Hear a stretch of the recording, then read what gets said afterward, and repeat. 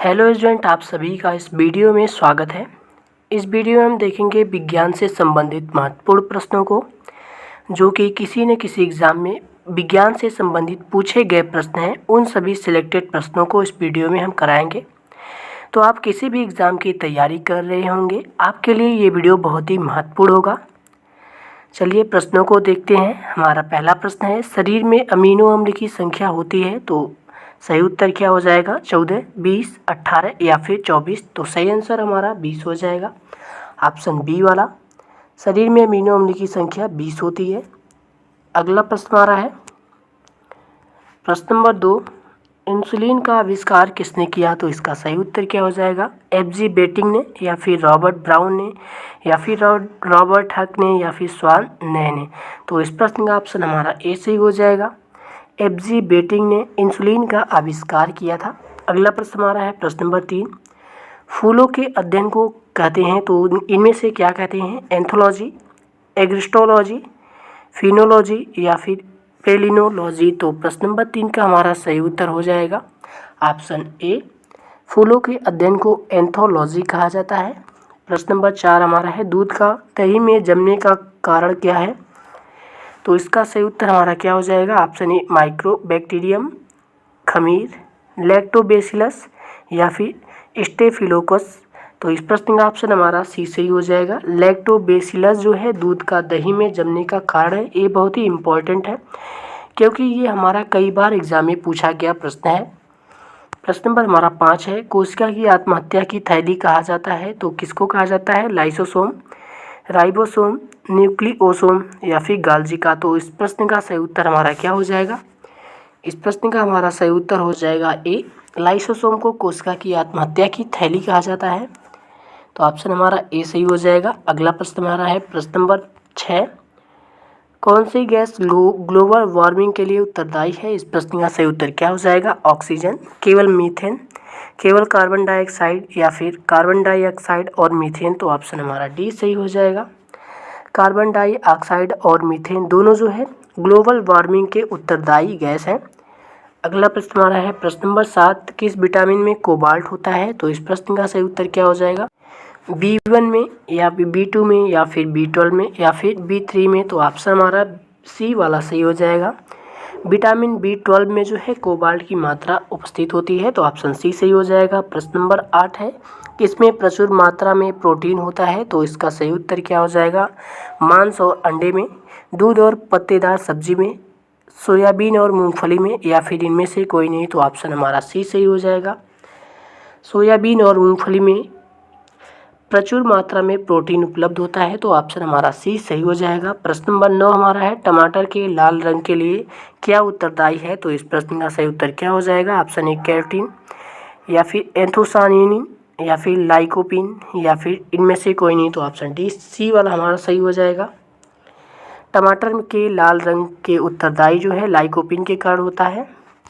प्रश्न नंबर हमारा 10 है, मनुष्य की कहाँ की त्वचा सबसे मोटी होती है? तो इस प्रश्न का सही उत्तर हमारा क्या हो जाएगा? ऑप्शन ए, हथेली, बी, तलवे पर, सी, धड़ पर या फिर सिर पर। तो इस प्रश्न का ऑप्शन हमारा हो जाएगा बी, मनुष्य की जो है तलवे पर सबसे मोटी त्वचा उपलब्ध होती है। प्रश्न नंबर हमारा 11 है, मनुष्य में गुणसूत्रों की संख्या कितनी होती है?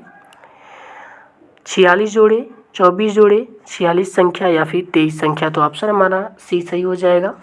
23 जोड़े यानी कि 46 जो है गुणसूत्रों की संख्या 46 होती है। जोड़े में बात करें तो 23 जोड़े जो है गुणसूत्रों की संख्या होती है मनुष्य में। अगला प्रश्न हमारा है प्रश्न नंबर 12, किस विटामिन की कमी से जो है रक्त का थक्का नहीं बनता है? इस प्रश्न का सही उत्तर क्या हो जाएगा? विटामिन ए, विटामिन के, विटामिन डी या फिर विटामिन बी। तो ऑप्शन हमारा बी सही हो जाएगा। विटामिन के कारण रक्त का थक्का नहीं बनता है। अगला प्रश्न हमारा है प्रश्न नंबर 13, कुत्ते का वैज्ञानिक नाम क्या है? तो इसका सही उत्तर क्या हो जाएगा? फेलिस डोमेस्टिका, कैनिस फैमिलियरिस, होमो सेपियंस या फिर बॉस इंडिकस। तो ऑप्शन हमारा हो जाएगा ऑप्शन बी, कैनिस फैमिलियरिस जो है कुत्ते का वैज्ञानिक नाम है। फेलिस डोमेस्टिका जो है बिल्ली का वैज्ञानिक नाम है और होमो सेपियंस जो है मनुष्य का वैज्ञानिक नाम है। और हमारा जो है बॉस इंडिकस जो है ये गाय का वैज्ञानिक नाम है, तो इसे भी याद रखिएगा, ये भी हमारा बहुत ही इम्पोर्टेंट है। मनुष्य का जो होमो सेपियंस होता है, बिल्ली का फेलिस डोमेस्टिका, कुत्ते का कैनिस फैमिलिस और गाय का बोस इंडिकस होता है। अगला प्रश्न हमारा है प्रश्न नंबर 4, विद्युत धारा का एसआई मात्रक क्या होता है? इस प्रश्न का सही उत्तर हमारा क्या हो जाएगा? कैंडिला, वोल्ट, एम्पियर या फिर न्यूटन। तो ऑप्शन इस प्रश्न का उत्तर हमारा हो जाएगा सी वाला। विद्युत धारा का एसआई मात्रक एम्पियर होता है। कैंडिला जो है वो ज्योति तीव्रता का एसआई मात्रक होता है और वोल्ट जो है हमारा विभवांतर का एसआई मात्रक होता है और जो है बल का न्यूटन एसआई मात्रक होता है, तो इसे भी याद रखिएगा। अगला प्रश्न हमारा है प्रश्न नंबर 15, नाइट्रस ऑक्साइड गैस का रासायनिक सूत्र है, तो इसका सही उत्तर क्या हो जाएगा?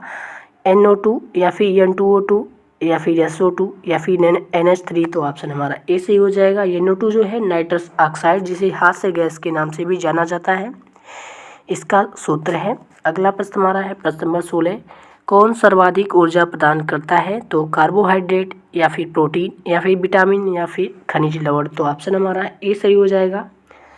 कार्बोहाइड्रेट जो है सबसे अधिक ऊर्जा प्रदान करता है। प्रश्न नंबर 17 है, मोटर कार की साइड मिरर के रूप में किस का उपयोग किया जाता है? तो इसका सही उत्तर क्या हो जाएगा? ऑप्शन ए उत्तल दर्पण, बी अवतल दर्पण, सी समतल या फिर अभिसारी। तो इस प्रश्न का सही उत्तर हमारा क्या हो जाएगा? इस प्रश्न का सही उत्तर हो जाएगा ऑप्शन ए, मोटर कार की साइड मिरर के रूप में उत्तल दर्पण का प्रयोग किया जाता है। प्रश्न नंबर 18 है, मनुष्य को ध्वनि कंपन की अनुभूति किस आवर्ती सीमा में होती है? 0 से 5 हर्ट्ज तक, 20 से 20,000 हर्ट्ज तक या फिर 11 से 15 हर्ट्ज तक या फिर 6 से 10 हर्ट्ज तक। तो ऑप्शन हमारा बी सही हो जाएगा। 20 से 20,000 हर्ट्ज तक जो है मनुष्य को ध्वनि कंपन की अनुभूति होती है।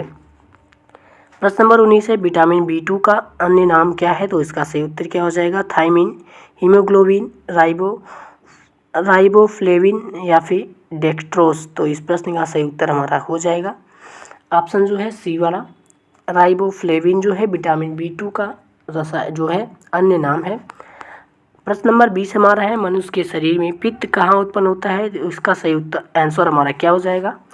छोटी आंत, यकृत या फिर बड़ी आंत या फिर हृदय। तो प्रश्न नंबर 20 का हमारा सही उत्तर हो जाएगा बी वाला, यकृत में मनुष्य के शरीर में जो है पित्त यकृत में उत्पन्न होता है। प्रश्न नंबर हमारा 21 है, न्यूटन के किस नियम को गैलीलियो का नियम भी कहते हैं? तो इस प्रश्न का सही उत्तर हमारा क्या हो जाएगा? न्यूटन की गति का प्रथम नियम, न्यूटन की गति का द्वितीय नियम, न्यूटन की गति का तीसरा नियम या फिर इनमें से कोई नहीं। तो ऑप्शन हमारा ए सही हो जाएगा। न्यूटन की गति का प्रथम नियम को जो है न्यूटन के गति के प्रथम नियम को गैलीलियो का नियम भी कहा जाता है। प्रश्न नंबर हमारा 22 है, कैप्सूल का आवरण बना होता है तो किसका बना होता है? सही आंसर क्या हो जाएगा? प्रोटीन का या फिर अंडे के छिलके का, फिर सेलुलोज का या फिर स्टार्च का। तो ऑप्शन हमारा डी सही हो जाएगा। कैप्सूल का आवरण जो है स्टार्च का बना होता है। प्रश्न नंबर हमारा 23 है, शहद का प्रमुख घटक है तो इसका सही उत्तर हमारा क्या हो जाएगा? ग्लूकोज, सुक्रोज या फिर माल्टोज या फिर फ्रक्टोज। तो इस प्रश्न का हमारा सही उत्तर क्या हो जाएगा? इस प्रश्न का हमारा सही उत्तर हो जाएगा ऑप्शन डी। अगला प्रश्न हमारा है प्रश्न नंबर 24, मनुष्य में मेरुदंड में कितनी जोड़ी तंत्रिका निकलती है? तो इसका सही उत्तर क्या हो जाएगा? ऑप्शन ए 12 या फिर 13 या फिर 31 या फिर 33। तो प्रश्न नंबर 24 का हमारा सही उत्तर हो जाएगा ऑप्शन सी, मनुष्य के मेरुदंड में 31 जोड़ी तंत्रिका निकलती है। अगला प्रश्न हमारा है प्रश्न नंबर 25, पेंडुलम घड़ी किस ऋतु में अक्सर तेजी से चलती है? इसका सही आंसर क्या हो जाएगा? गर्मी में या फिर शीत ऋतु में या फिर बसंत या फिर वर्षा ऋतु में। तो इसका सही उत्तर हमारा क्या हो जाएगा? ऑप्शन बी सही हो जाएगा। शीत ऋतु में जो है पेंडुलम घड़ी की जो अक्सर तेजी से चलती है शीत ऋतु में। अगला प्रश्न हमारा है प्रश्न नंबर 26, गेहूं का खाया जाने वाला भाग है तो इनमें से क्या है? फल भीति या फिर भूड़पोष या फिर केवल बीज या फिर पूरा फल। तो इसका सही उत्तर हो जाएगा ऑप्शन बी, भ्रूणपोष जो है गेहूं का खाया जाने वाला भाग है। प्रश्न नंबर हमारा 27 है, डॉपलर प्रभाव संबंधित है तो किससे संबंधित है? ऑप्शन ए ध्वनि या फिर जनसंख्या या फिर मनोविज्ञान या फिर मुद्रा प्रचलन। तो ऑप्शन हमारा ए सही हो जाएगा। डॉपलर प्रभाव जो है ध्वनि से संबंधित है। प्रश्न नंबर 28 है, सनशाइन विटामिन कहते हैं तो किसे कहते हैं? विटामिन बी को, विटामिन सी या फिर विटामिन डी या फिर विटामिन ए? तो ऑप्शन हमारा सी से हो जाएगा। विटामिन डी को सनशाइन विटामिन से नाम से भी जाना जाता है क्योंकि सूर्य से भी हमारा विटामिन डी प्राप्त होता है। प्रश्न नंबर 29 है, मनुष्य के दांत कितने प्रकार के होते हैं? इसका सही उत्तर क्या हो जाएगा? ऑप्शन ए 1 या फिर 2 या फिर 3 या फिर 4। तो इसका सही उत्तर हमारा हो जाएगा ऑप्शन जो है डी वाला। मनुष्य के दांत जो है 4 प्रकार के पाए जाते हैं। अगला प्रश्न हमारा है प्रश्न नंबर 30, टाइफाइड से कौन सा अंग प्रभावित होता है? इसका सही आंसर क्या हो जाएगा? फेफड़े, आंत, यकृत या फिर मस्तिष्क? तो इस प्रश्न का सही उत्तर हमारा क्या हो जाएगा? प्रश्न नंबर 30 का हमारा सही उत्तर हो जाएगा ऑप्शन बी, टाइफाइड से है आंत हमारा प्रभावित होता है। तो आज का हमारा जो विज्ञान के महत्वपूर्ण प्रश्न से उसे हम इस वीडियो में करा दिए हैं। आपको यह वीडियो कैसा लगा कमेंट के माध्यम से बताइए। साथ ही इस वीडियो को अपने दोस्तों के साथ शेयर कर दीजिए और हमारे चैनल को सब्सक्राइब कर दीजिए। मिलेंगे नेक्स्ट वीडियो में, तब तक के लिए जय हिंद।